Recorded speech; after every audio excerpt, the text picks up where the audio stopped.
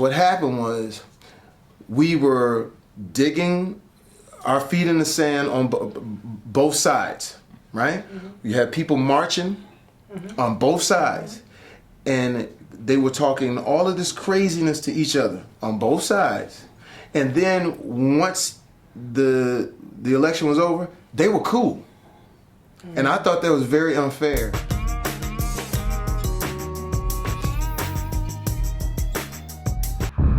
The city is crawling with dirty cops.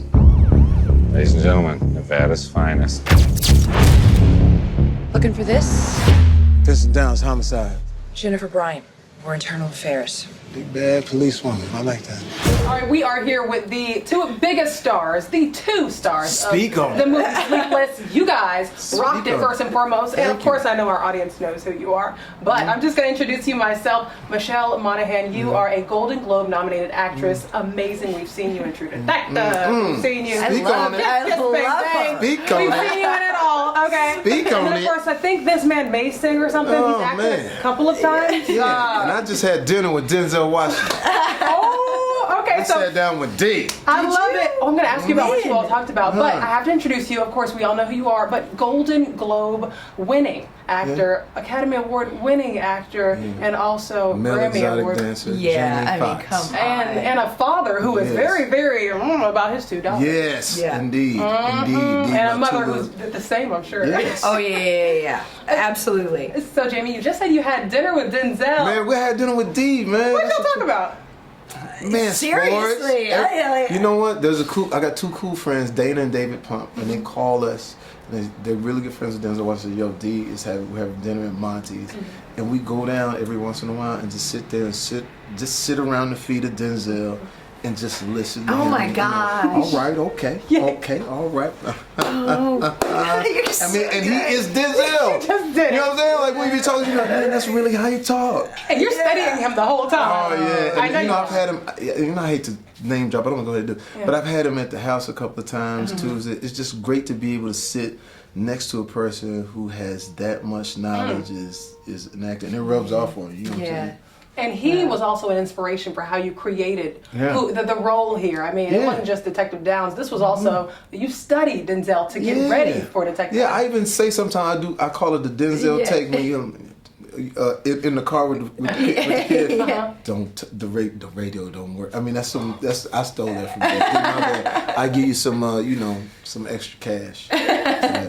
So Michelle, would you look in the mirror too, because you were kick ass in this movie? I mean, I was like, this girl, this woman is just. Thank you. You don't see a lot of roles like that every now and then, and this woman had some, one could say some anger issues, perhaps, right? She was living in a man's world, and she was kind of frustrated and looking to sort of kind of maybe right her own wrongs, and this guy kind of was maybe got the raw end of the deal. Cause got a little fight scene, man. A fight. Michelle got the pot and hit me in these. I don't know if you guys are in the porcelain life, but this is the porcelain life right here. And she chipped it too. Chipped the porcelains. I did. Michelle. And I know. And then he just told me. But she really did that? No, I don't know if like the adrenaline got the best of me, but I socked him in the kisser.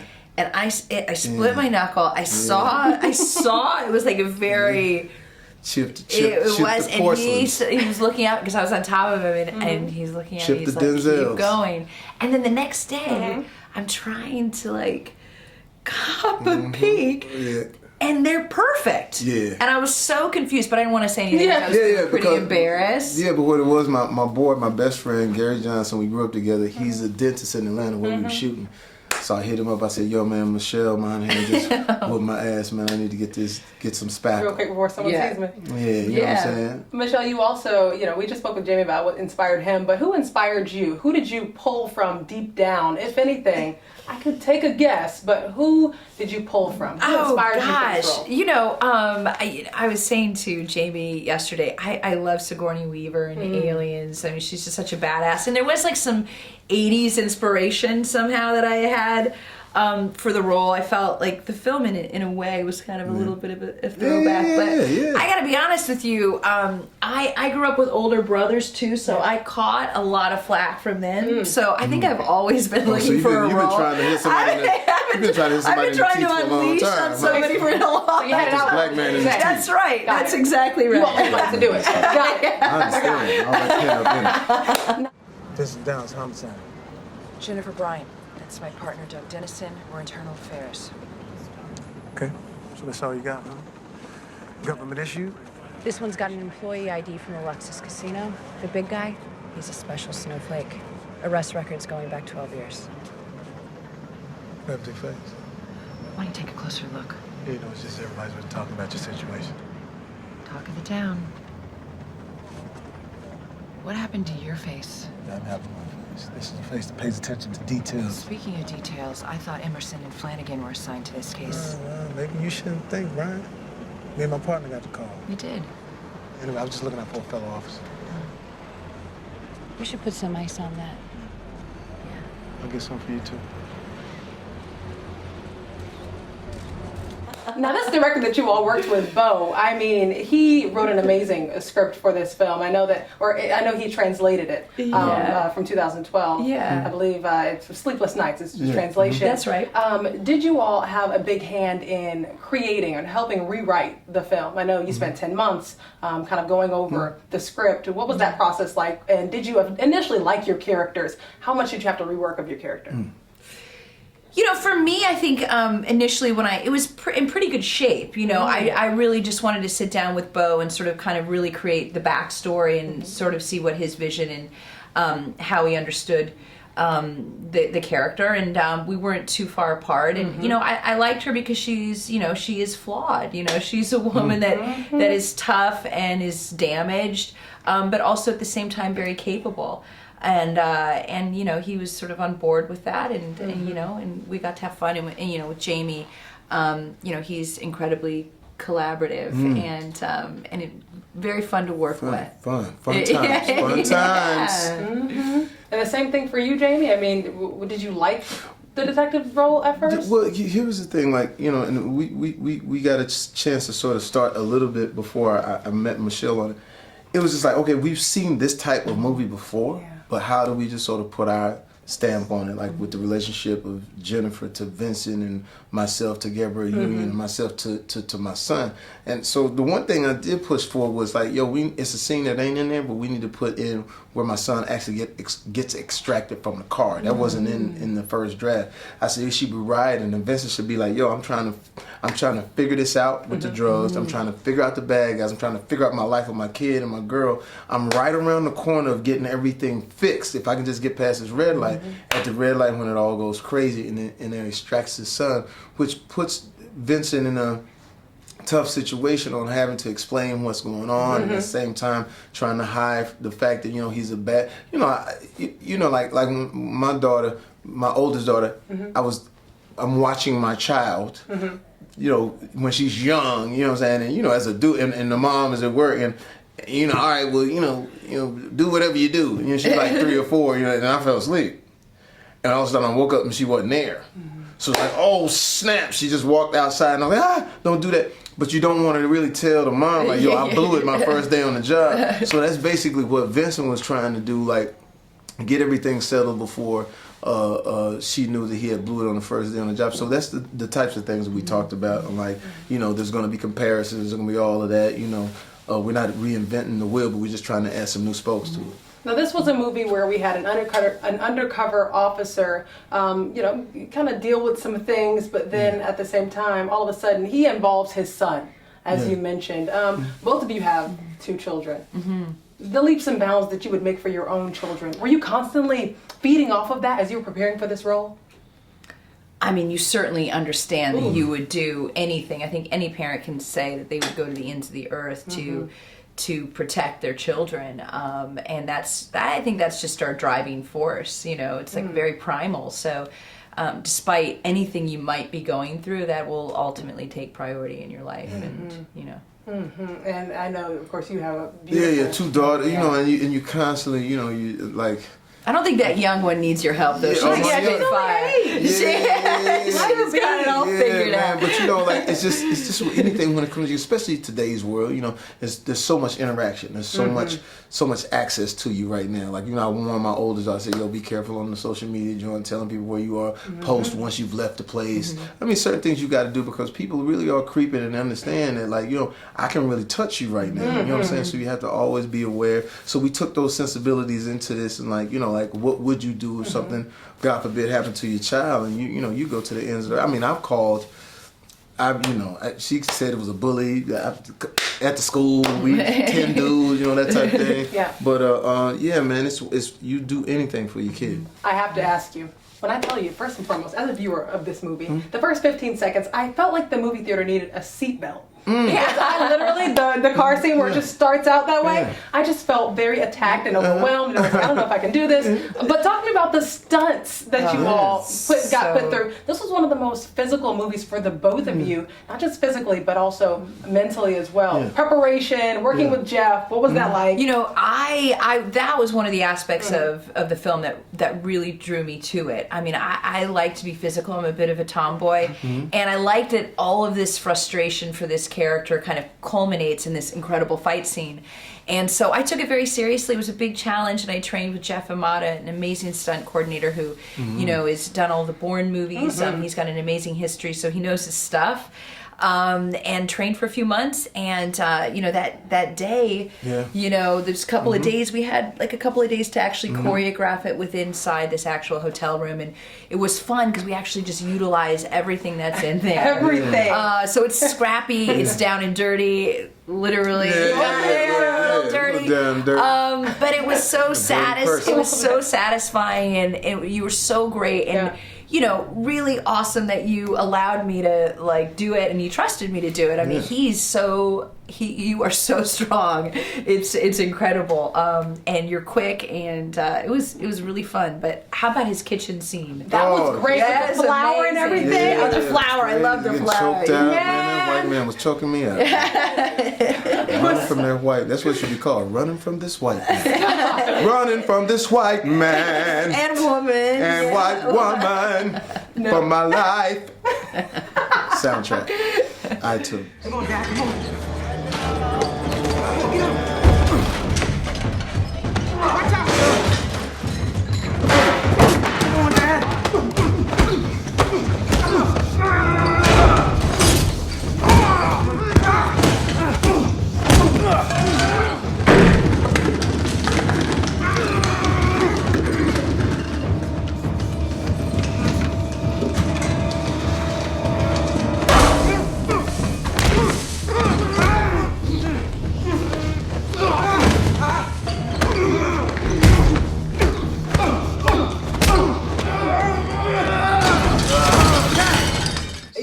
Sleepless is the name of Sleepless. Sleepless is the name of the movie. Could you kind of give us a Sleepless jingle? Because you used to do jingles a couple of years ago on your Instagram. Is there one? Sleepless, sleepless, everybody. Sleepless, come on.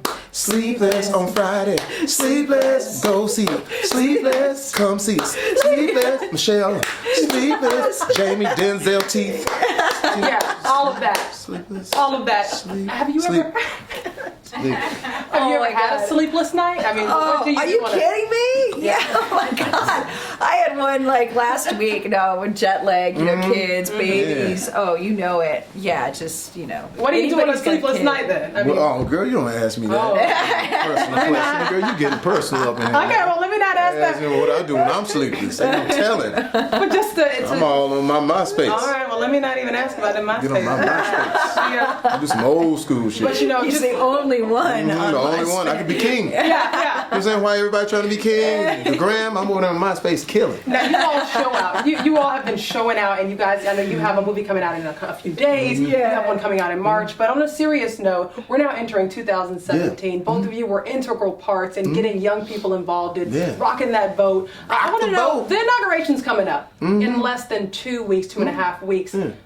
I know who you all supported. Yeah. And I want She said like she got a secret file. I know who you supported. I'm a news reporter, so you know. I have the I'm a news background. reporter. So I know who you all supported, and I want to know, will you be at the inauguration? Will you be supporting our president-elect? I'm going to support him. the president, yeah. of course. I'm going to be working that day. I won't be at the inauguration. I think I got something to do too. But but I think I'll be a little tied up. Yeah. You know, I'll be, as a matter of fact, I'll be hanging out with my Hispanic friends. But in general, I mean, 2017, when you look back on 2016, what do you think the biggest change needs to be? Well, you know what I can say is that the way I look at it is two things. One, I'm a comedian. So as a comedian, there's an element of like, this is going to be the funniest 4 years in the history of the United States.